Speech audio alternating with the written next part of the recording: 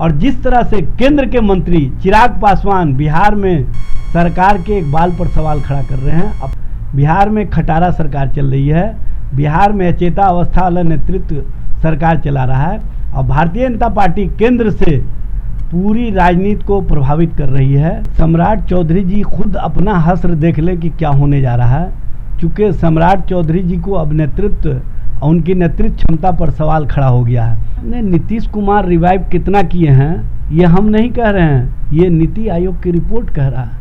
नीति आयोग की रिपोर्ट, और नीति आयोग किसका है? केंद्र सरकार का। डबल इंजन सरकार का एक बड़ा इंजन केंद्र सरकार है और उसके रिपोर्ट में स्पष्ट रूप से आता है कि बिहार हर मामले में फिसड्डी है। देख रहे हैं लाइव बिहार, मैं हूं आपके साथ असलम अब्बास। 2025 में क्या सत्ता बदल जाएगी, इस तरीके के सवाल लगातार जनता के बीच में हैं और दूसरी तरफ विपक्ष के लोग भी लगातार बोल रहे हैं कि इस बार नीतीश कुमार का जाना तय है।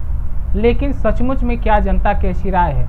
क्या सचमुच में कुछ बदलाव होगा? जनता तेजस्वी यादव और महागठबंधन पर विश्वास करेगी? हम इस मुद्दे पर बात करेंगे एजाज अहमद साहब से, जो राजद के प्रवक्ता हैं। आपके नेता लगातार जनता के बीच में हैं और बोल रहे हैं कि इस बार हम नीतीश कुमार को सत्ता से उखाड़ फेंकेंगे। क्या जनता का विश्वास आपको मिल जाएगा? उम्मीद है? देखिए, जनता का विश्वास और समर्थन जिस तरह से तेजस्वी जी के प्रति है, उसी के कारण कहीं ना कहीं भारतीय जनता पार्टी में भी, जनता दलियों में भी, एनडीए के खेमे में बेचैनी है और ये बेचैनी स्पष्ट रूप से दिख रहा है। तभी तो प्रधानमंत्री बार बार बिहार आते हैं। क्यों बिहार आ रहे हैं? बिहार से इतना प्रेम क्यों हो गया है? क्योंकि तेजस्वी से डर है। तेजस्वी जी ने जो बिहार और बिहार के जनता के हितों में काम किए 17 महीनों के अंदर, नौकरी रोजगार 5.5 लाख नौकरी दिए, 3 लाख प्रक्रियाधीन करके छोड़ के आए, बिहार के विकास को आयाम दिए, बिहार इंफ्रास्ट्रक्चर डेवलपमेंट के मामले में जो इससे पहले नीति आयोग की रिपोर्ट के अनुसार फिसड्डी राज था, उसको कहीं ना कहीं एक विकास की श्रेणी में लाने का काम किया और ख़ास तौर से जो चिकित्सा के क्षेत्र में, शिक्षा के क्षेत्र में परिवर्तन देखने को मिला।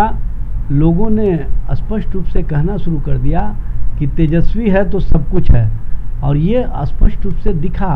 अस्पताल की व्यवस्था और अस्पताल के अंदर मरीजों के लिए सुविधा, बिल्डिंग इंफ्रास्ट्रक्चर का डेवलपमेंट और मरीजों को दवा सही समय पर मिलने लगा।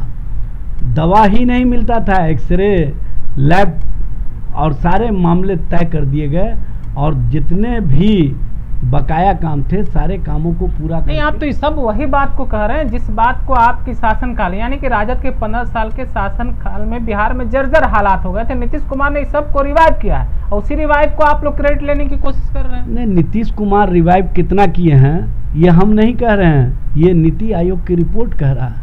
नीति आयोग की रिपोर्ट, और नीति आयोग किसका है? केंद्र सरकार का। डबल इंजन सरकार का एक बड़ा इंजन केंद्र सरकार है और उसके रिपोर्ट में स्पष्ट रूप से आता है कि बिहार हर मामले में फिसड्डी है। नहीं, बिहार क्या, नीतीश कुमार तो युवा की ले लीजिए बात, स्वास्थ्य लीजिए, शिक्षा लीजिए, रोजगार लीजिए, नौकरी लीजिए, लगातार नीतीश कुमार काम कर रहा है। और फिर नीतीश कुमार ने तो कह दिया कि 1 करोड़ अगले 5 साल में हम लोगों को नौकरी और रोजगार भी देंगे। कहाँ काम किए? जितना 17 महीने में नौकरी और रोजगार मिले उतना वो 17 सालों में नहीं दे सके। और जो प्रक्रियाधीन 3 लाख के करीब नौकरियां छोड़ करके तेजस्वी जी आए थे, उस सीटों को भी अभी तक से फुलफिल नहीं किया गया। और आप देख लीजिए, तेजस्वी जी के 70 दिनों में 2,17,000 टीचरों की बहाली हुई, गांधी मैदान में नियुक्ति पत्र दिए गए। तो ठीक है, अब तो नीतीश कुमार कह रहे हैं हम अगले 5 साल में 1 करोड़ नौकरी और रोजगार देंगे, सबका युवा आयोग का गठन हो गया। शिक्षा की बात हुई थी, शिक्षाओं को लेकर उन्होंने साफ साफ कह दिया सारे एग्जाम कंपटीशन में 100 रुपया मिनिमम पीटी में लगेंगे। सब कुछ तो नीतीश कुमार कर ही दिया। आप लोग जो कह रहे हैं कि हम सत्ता में आएंगे, क्या सिर्फ कहने की बात है या कुछ करने की? भाई 1 करोड़ किस तरह से देंगे? जिस तरह से नरेंद्र मोदी ने दिया हर साल 2 करोड़, 11 साल हो गया, 22 करोड़ नौकरी रोजगार मिलना चाहिए। इन्होंने कितना दिया है? 8,50,000 के करीब। तो इसी समझ लीजिए कि बिहार और बिहार की राजनीति को इन्होंने रसातल में पहुंचा दिया। बिहार में खटारा सरकार चल रही है, बिहार में अचेता अवस्था वाला नेतृत्व सरकार चला रहा है और भारतीय जनता पार्टी केंद्र से पूरी राजनीति को प्रभावित कर रही है। और जिस तरह से केंद्र के मंत्री चिराग पासवान बिहार में सरकार के इकबाल पर सवाल खड़ा कर रहे हैं, अपराधियों के मामले पर सवाल खड़ा कर रहे हैं, सुशासन पर सवाल खड़ा कर रहे हैं, नीतीश जी के नेतृत्व क्षमता पर सवाल खड़ा कर रहे हैं। ये स्पष्ट रूप से प्रमाणित करता है कि बिहार में एनडीए के नेता ही ये मानते हैं कि जो सरकार वर्तमान में चल रही है ये पूरी तरह से जनता और जनता के हितों के खिलाफ। चिराग तो लेकिन बोल रहे हैं कि हम नीतीश कुमार के नेतृत्व में 2025 का चुनाव लड़ेंगे, हम नीतीश कुमार के साथ हैं, लालू यादव और राजद का कुछ नहीं होना है। देखिए, जब तक भारतीय जनता पार्टी पूरी तरह से अपने राजनीतिक प्रयोगशाला से उनको निपुण करके बाहर नहीं कर देगी तब तक वो कहते रहेंगे कि हम साथ लड़ेंगे। यानी चिराग पासवान को डैमेज करने की कोशिश है। भाई, चिराग पासवान 2020 के हनुमान हैं। हनुमान उसी इशारे पर काम करता है जो राम जी चाहते हैं। नहीं, लेकिन सम्राट चौधरी तो बोल रहे हैं, सम्राट चौधरी बोल रहे हैं कि इस बार जो है हर साल की तरह हश्र इस बार भी होने वाला है राजद का। देखिए, सम्राट चौधरी जी खुद अपना हश्र देख ले कि क्या होने जा रहा है। चूँकि सम्राट चौधरी जी को अब उनकी नेतृत्व क्षमता पर सवाल खड़ा हो गया है।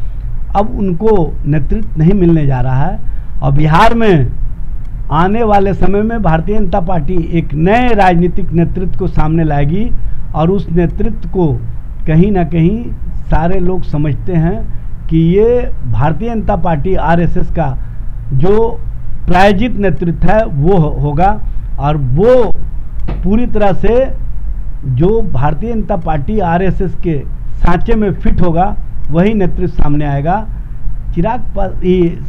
आपको सम्राट चौधरी जी उनकी निगाह में सिर्फ और सिर्फ इस्तेमाल के वस्तु हैं, उसके अलावा कुछ नहीं है। तो अभी आपने एजाज अहमद को सुना है, इन्होंने सम्राट चौधरी को लेकर बड़ा खुलासा कर दिया। उन्होंने साफ साफ कह दिया है कि अब सम्राट चौधरी को भाजपा और बिहार में कोई बड़ी जिम्मेदारी नहीं मिलने वाली है।